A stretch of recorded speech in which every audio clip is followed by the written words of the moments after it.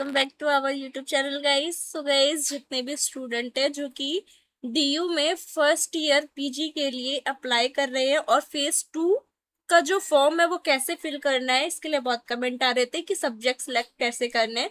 तो उसको आज हम देखते हैं इस वीडियो में। तो वीडियो को स्टार्ट करने से पहले अगर आप मेरे चैनल पे नए आए हो, फर्स्ट टाइम आए हो, तो प्लीज चैनल को सब्सक्राइब करें, बेल आइकन ऑन करें, जिससे सारी नोटिफिकेशन, सारी वीडियो टाइम टू टाइम आपके पास पहुंच जाए।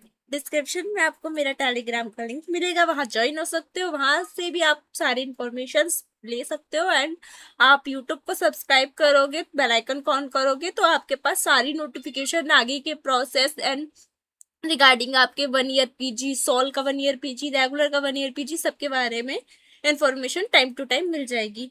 तो आज हम कर रहे हैं फेज 2, जो हमारा डीयू फर्स्ट ईयर पीजी है, उसका फेज 2 को कैसे फिल करना है उसके बारे में। ठीक है, तो सबसे पहले आपको गूगल पे आके आप डीयू सर्च मार के आपको डीयू की मेन वेबसाइट पे आ जाना है। ठीक है, जब डीयू की मेन वेबसाइट पे आओगे तो नीचे स्क्रॉल करोगे तो आपके सामने नीचे स्क्रॉल में आएगा 2 year PG, sorry 1 year PG admission. ठीक है, तो यहाँ पे देख लो, रजिस्ट्रेशन लिंक वाला है ना पोर्टल, तो इस पे क्लिक करोगे तो आपके सामने खुल जाएगी आपकी 1 ईयर पीजी जो है रेगुलर की, उसकी वेबसाइट। फिर यहाँ पे लिखा आ रहा है ना PG 1 year regular and SOL, इस पे क्लिक करना है आपको। ठीक है, फिर जो भी आपका जो एनरोलमेंट नंबर था वो डालना है आपको, और आपका जो भी डेट ऑफ बर्थ है उसको फिल करना है। ठीक है, देन देन आपके जीमेल पे आपका जाएगा ओटीपी।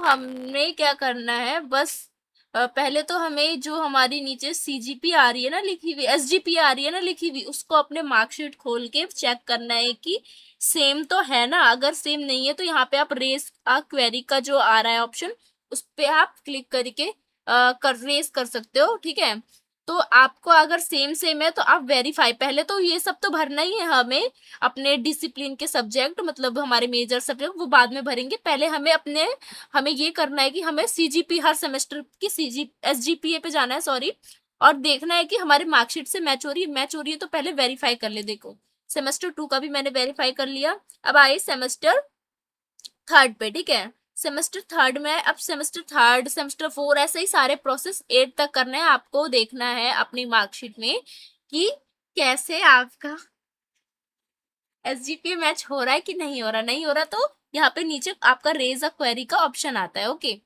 हम आएंगे, जब हम अपने सेमेस्टर 7 पे आएंगे, जब हम एसजीपीए को वेरीफाई कर देंगे तो उसके नीचे एक और चीज आएगी एडिशनल, कि आप, क्योंकि सेमेस्टर जो 7 था वो 4th ईयर था, तो 4th ईयर में जो ऑनर्स वाले स्टूडेंट थे तो उनको डिजर्टेशन, एकेडमिक प्रोजेक्ट और इंटरप्रेन्योरशिप जो प्रोजेक्ट था वो करने को मिल रहा था।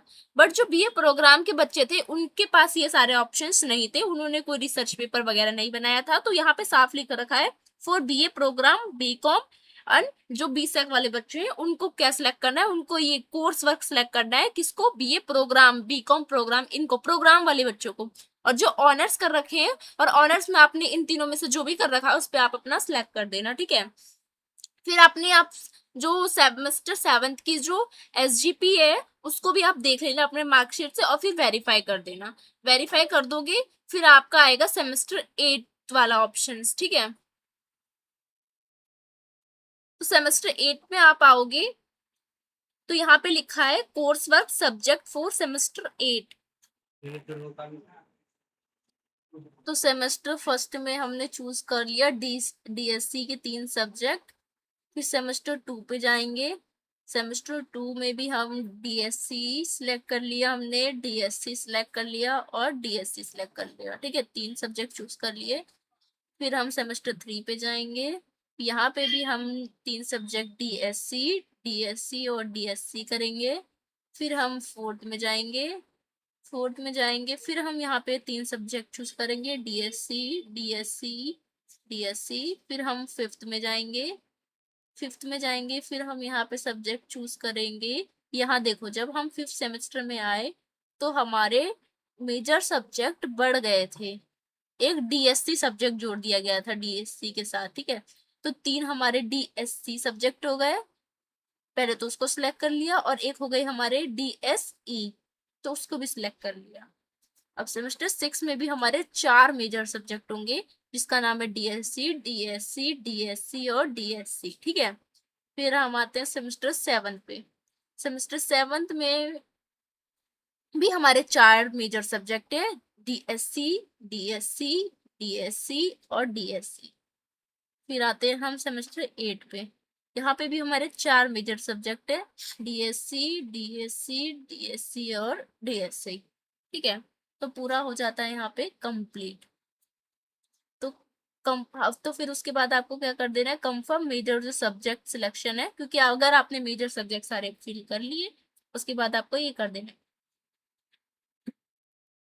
कंफर्म मेजर सब्जेक्ट कर सकते हो। यहाँ देख सकते हो कि आपने डीएससी ही सब्जेक्ट चूज करा है हर सेमेस्टर में। ये सब्जेक्ट कर लेना। सेमेस्टर 4 तक हमारे 3 मेजर सब्जेक्ट थे ईच सेमेस्टर में, और सेमेस्टर 5 के बाद 4 हो गए थे मेजर सब्जेक्ट। ठीक है, हर सेमेस्टर में। तो ये सब देख लेना, अगर गलत भरा है तो गो टू बैक एडिट कर देना, बाकी कंफर्म एंड प्रोसेस कर देना एंड सबमिट कर देना। ठीक है। जब आप सबमिट कर दोगे तो आपके सामने ऐसा आएगा स्टूडेंट पोर्टल।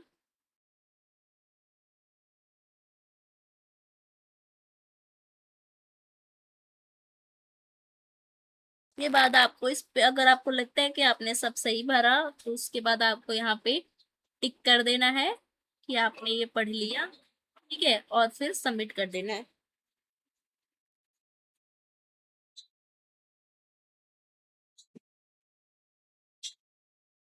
देखो उसके बाद आपका, जब आप अपने होम पेज पे आओगे सबमिट करने के बाद, तो आपका फेज 2 कंप्लीटेड दिखाएगा। फेज 1 भी और फेज 2 भी, मतलब आपका फेज 2 भी यहाँ पे होता है कंप्लीट।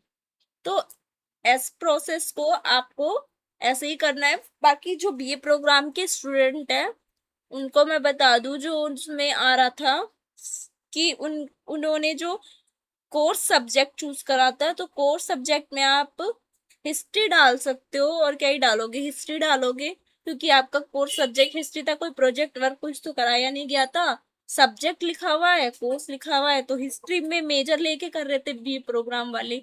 तो अगर आप हिस्ट्री से हो तो हिस्ट्री डालो, मतलब आपने जो मेजर लिया था सब्जेक्ट 4th ईयर तक, उस सब्जेक्ट को लिखना है। जैसे कि बहुत सारे बच्चे पॉलिटिकल साइंस में कर रहे होंगे, ठीक है, मेजर सब्जेक्ट उनका पॉलिटिकल साइंस होगा तो पॉलिटिकल साइंस डाल देंगे, इको होगा तो इको डाल देंगे। हिस्ट्री वाले का फॉर्म भर रही थी मैं, तो हिस्ट्री है। ठीक है, तो ऐसे आपको फिल करना। आई होप आपको समझ आया। तो वीडियो अगर आपको अच्छी लगी हो, कोई क्वेरी हो, आप आपको कमेंट सेक्शन मिलेगा, वहां पे आप पूछ सकते हो, टेलीग्राम पे पूछ सकते हो। और चैनल को सब्सक्राइब जरूर करना, देख के भागना मत बस। ठीक है, धन्यवाद।